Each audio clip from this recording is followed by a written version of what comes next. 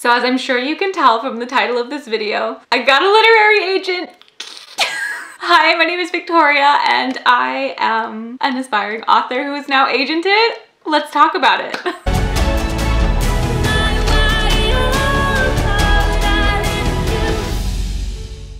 So ever since I first wanted to become a published author, I have enjoyed watching these How I Got My Agent videos on YouTube, and I always thought one day I would make one, and the day has come.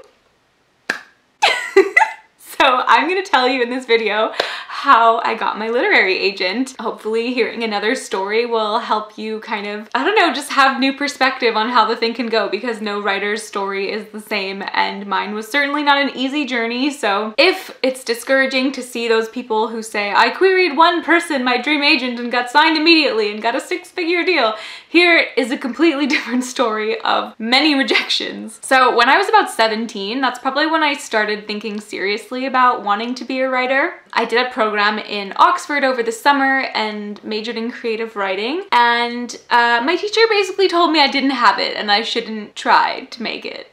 So that was very discouraging, as you can imagine, as a teenager, but I did not listen. I am a very stubborn person, one of my many virtues. In this case, at least, because I didn't give up and I was like, I'm gonna show that. To be honest, she didn't actually tell me I was trash. She said that my stories didn't resonate with her, and I think she said she wasn't sure there was a place for them in the market, and she actually refused to grade one of my assignments because she said it just didn't fit in her wheelhouse. She was very much into like modern free verse poetry, and I was very into like teen fantasy. Still am.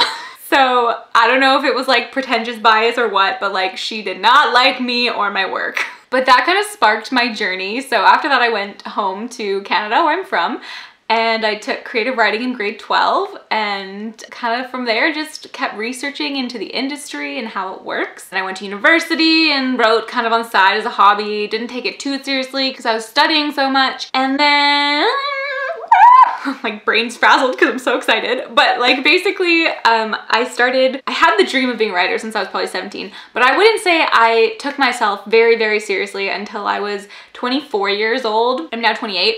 When I was 24, I took a summer off of work and school and just like focused on writing and polishing a manuscript. Before that, I had finished one manuscript and started a few others, but I had never actually like gone back and really edited something to the degree where I thought it was ready to actually put before industry professionals. So I would say that it's like 10 years of me being a writer, but only 4 years of me actually like trying to get an agent. So I wrote my first, well, I polished my first book when I was 24, and then I started querying that within the year. It was the first book that I felt like was actually good enough, like I said, to put before industry professionals, but also that felt like just a quality book in general. The first book I ever wrote and finished was a YA dystopian book, which was kind of basically a knockoff of like The Hunger Games and Divergent. And then I kind of dabbled in some other books but never finished them. So this one was a YA urban fantasy called Rose Evans and the Monster Hunters. I've spoken about it on this channel before when I was working on it like 4 years ago. Yeah, so I polished that one up and I queried it for about 2 years. I queried over 100 agents and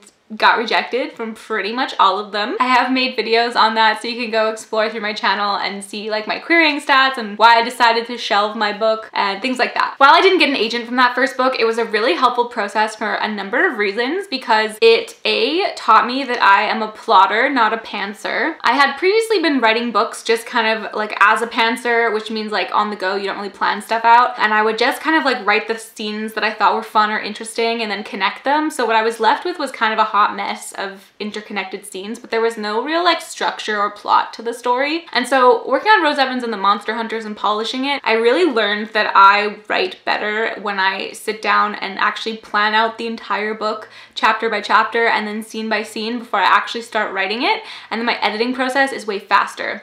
So that was the first helpful thing with trying and failing to get an agent with my first book. And the second thing was I learned a lot about the querying process, and I have made videos on that, and I have another one coming out if it's not out yet on just things I learned querying 2 different books. And so I learned a lot more about the industry, how to pitch, things like that. So that was super helpful as well. And then of course, practice in general makes perfect. Not that I am a perfect writer by any means, but I do think that my books have gotten English My books have gotten progressively better. Like I said, the first few books that I wrote or tried to write were basically knockoffs of popular series, and then my next one I think was a very beautiful story, but Rose Evans and the Monster Hunters just didn't really have that unique factor. And so this book that I have now signed with, I think is my strongest yet, and it is the most marketable and also the most me in a lot of different ways. So let's go back to 2018 when I started polishing Rose Evans and the Monster Hunters. I took that time off of work and school to really focus on it. And the reason that I needed that time to completely rewrite it wasn't just to polish it, but it was also to completely rewrite the age category, because around that time was when I first learned about the concept of like beta readers and critique partners. So this was the first book of mine that I'd actually given to somebody for feedback, more than one somebody. And the feedback that I got was essentially that the story and the voice was much too mature for what the age category was, because initially I wrote it as a middle grade book. So that was kind of the point when I learned that my personal writing preferences, even though I love children's fiction, so YA included, my voice and my writing style tends to be a little bit darker, so it's much more upper YA. And that has pushed me to where I am now, but it was a massive rewriting process where I learned a lot and kind of found my niche, so to speak. Once I felt like it was polished enough, I started querying. And while I was querying that, I also started working on my next book, which is the one that I have now signed with. So I was querying, and like I said, I made videos on my querying process, what I learned, how I was not very good at it in the beginning, and I got a lot of rejections. But I also didn't just sit doing nothing. I started working on the next project. As I said, I queried over 100 agents for that first book, and I only got about 10 or 11 requests from it, and all of those ended in rejections. I think there were a lot of things I did wrong, including not researching the agents well enough. I just kind of queried whoever I wanted, and then also I think the book as a whole was not the most marketable. It was a very overdone concept, especially back in 2018. I described it often as like Mean Girls meet the Mortal Instruments, but I definitely had feedback from agents saying they were worried it was too close to the Mortal Instruments. So I think that I still hadn't quite found my voice. I was still very much shaped by the books that I had grown up loving to read. So I was querying that into 2019, and in November of 2019, I participated in Nanowrimo for the first time with this book that I got signed with. So actually, if you go back and watch my vlogs from that year, it's so fun. The only time I did Nanowrimo and the only time I did vlogs was this book that I now signed with. So it's such a cool thing that I can like go back and see the very inception of this concept taking shape in front of us. So I wrote most of it in Nanowrimo, and then a good chunk of it into spring of the following year, so spring of 2020. It was very short. The whole manuscript was, I think, like 50,000 words, which for a YA fantasy is like, it needs to be like another third of that, so like 75 to 95k is like sort of the general range, but it was short. So I spent 2020, when the pandemic hit, basically rewriting it, making it a little bit longer. And by the time I finished that rewrite, it was sitting at about 75,000 words. I still didn't really feel like it was ready to query. I didn't feel like I had got the plot to a place where it was really strong enough. I thought my characters were really good and the concept was good, but I just wasn't executing the story very well. But because I had just spent like 6 months editing it, I was very much itching to put it in front of agents. And so instead of just jumping into querying, I decided to start with a Twitter pitch contest.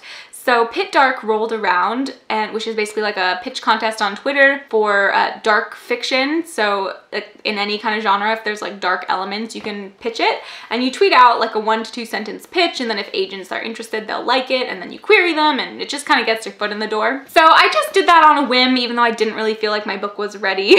You know, really this is just a video in don't do what I do, essentially. But I had 2 agents interested from that. One of them I queried and she never responded. I think her agency actually shut down, so I don't really know what the story was there. And the other one was a full request. So I sent out my manuscript in, I think it was like October of 2020, definitely the fall of 2020. Wow, I really got ahead of myself. It was a few months before that when I properly shelved Rose Evans and the Monster Hunters. So I had queried that all through the end of 2018, all of 2019, and the first half of 2020. But when I felt like my next book, which is called Wolfheart, was kind of getting to a place where it was ready to query, I decided to kind of look at my situation with Rose Evans and the Monster Hunters with kind of an objective eye and separate my emotions from it. And I was like, I think that this needs to be done because I've had very little good feedback and it's been almost 2 years. So I actually made a video on shelving my manuscript. So if you want to see more about my reasons why I did that, you can go check out that video. But that brings us to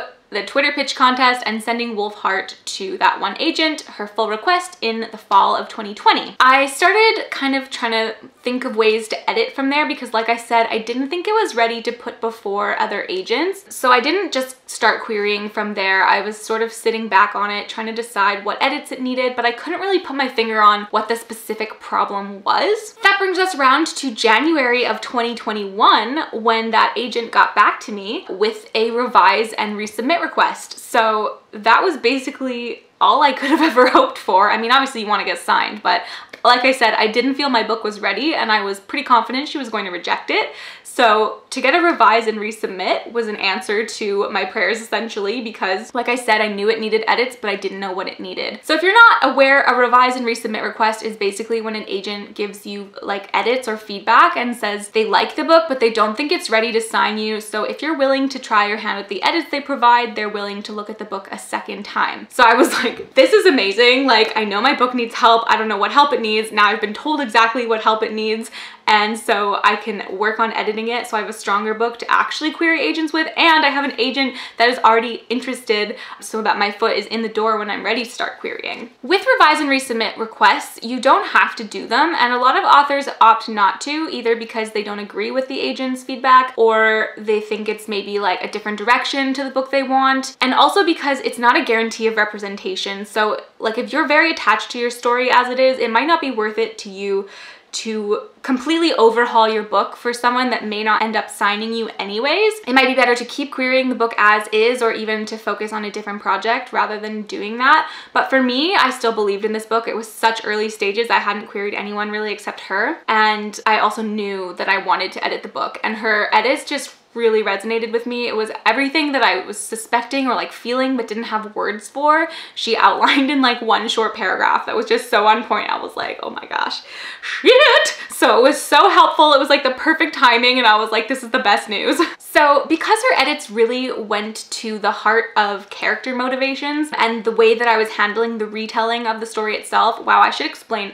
I'm sorry, my thoughts are all over the place. This book is a retelling of Beowulf. So she put her finger on some problems with the way I was handling the retelling of the original material and also character motivations. And the thing with those two is that they kind of are the heart of the entire manuscript. So it's not an easy fix. It's a complete gutting and overhaul of everything. So from there, I think I took like 2 months just brainstorming. Like I went back and researched Beowulf more. My undergrad was in medieval history, so I had studied it previously, but I'd also reread it before starting the book, but you remember I started in 2019 and this was now early 2021, so it had been a long time since I'd read it. So I read a couple of different translations and I read some books and articles on the characters and the themes of the story, just to really ground myself in what the story was that I was retelling, so that I would also be better able to understand what I was offering in terms of commentary, because I didn't want to just retell Beowulf.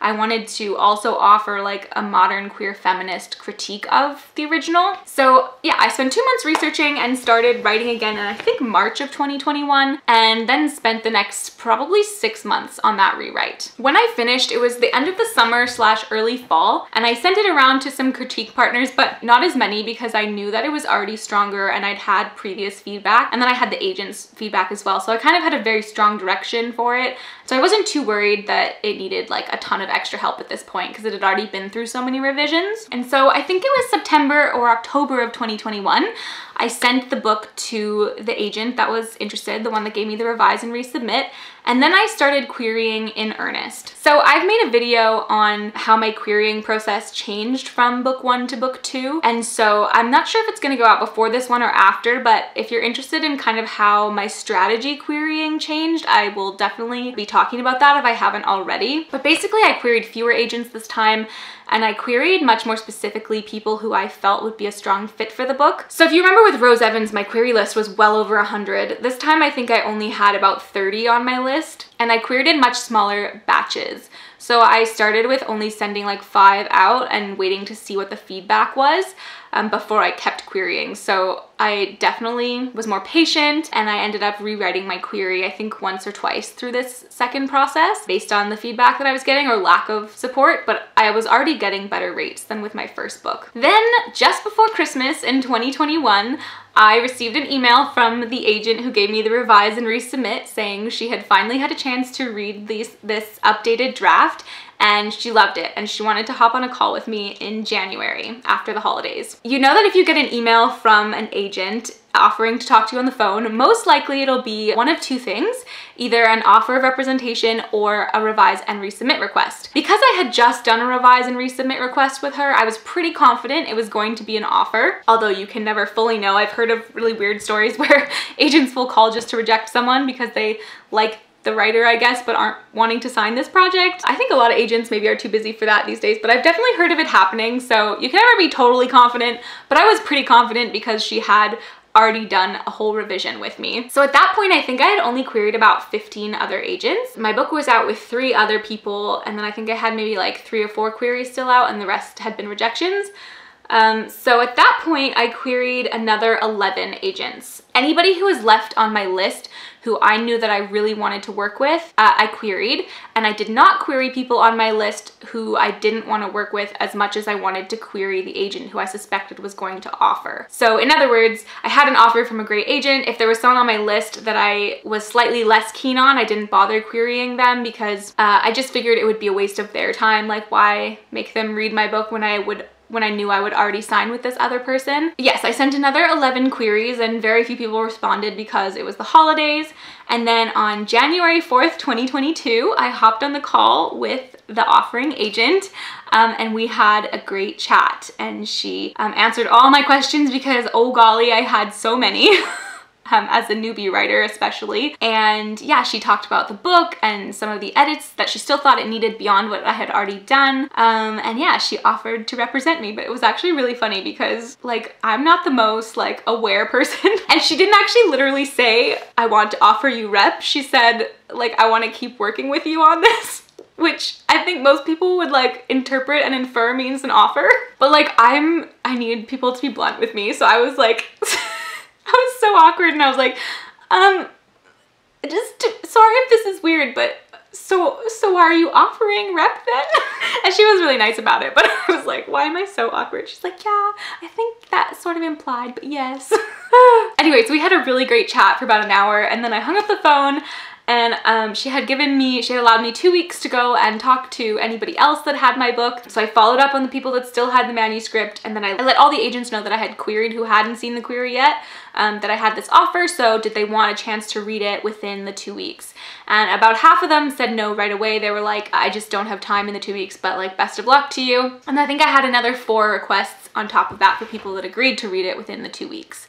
So all in all, I think I queried 26 people and I had 8 full manuscript requests. When the end of the 2-week period came around, I think like 90% of them ended up emailing me to say that they hadn't had time to read it after all. So that was something that I learned. I always thought like if an agent agrees to read in the 2 weeks, they're pretty much guaranteed to read it.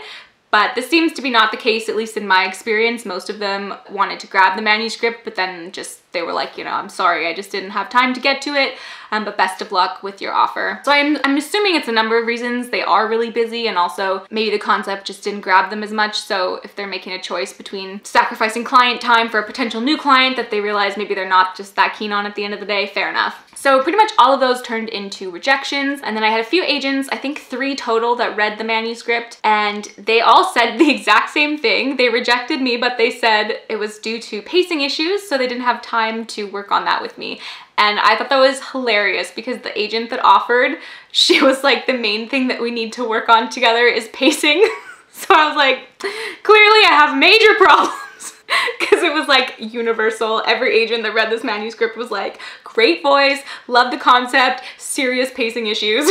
Yikes. So at the end of the day, I had the 1 offer of rep, and so I emailed the person to say that I wanted to sign with them, and so now I'm super excited to say that I'm represented by Margaret Danko of Paper Overboard, which is an affiliate of the Irene Goodman agency. And I couldn't be happier because, like I said, I have been working with this agent now unofficially for like over a year, like a year and 4 months even, or 5 months since she first requested the manuscript. But from like her first revise and resubmit request to like offering to represent me, it was like a full calendar year. So like I've been sort of communicating with her for ages, and we had a great working relationship already. So it just kind of felt like a no-brainer. Like I mean, it's hard to say because who knows, but I think even if I had other offers, I likely still would have gone with this person, with Margaret, because like I said, she had been so familiar with the book and loved it for so long. It's like, that's some serious investment in me that she has already given. So what more could an author want, right?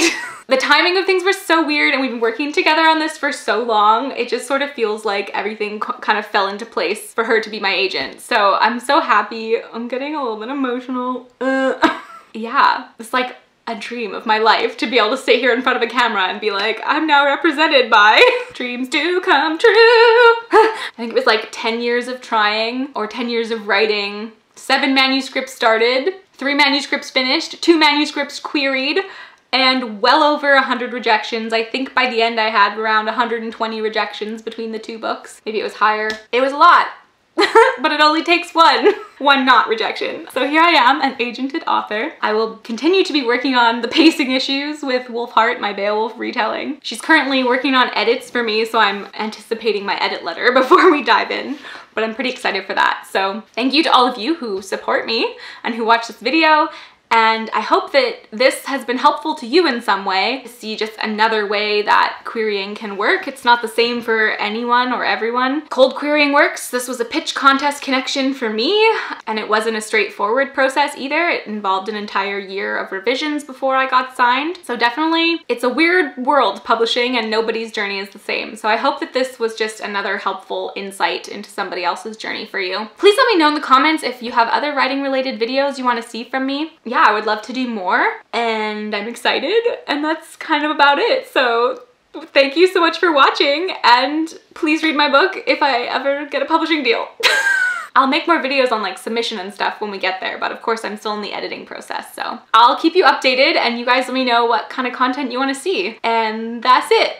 I love you all. Bye.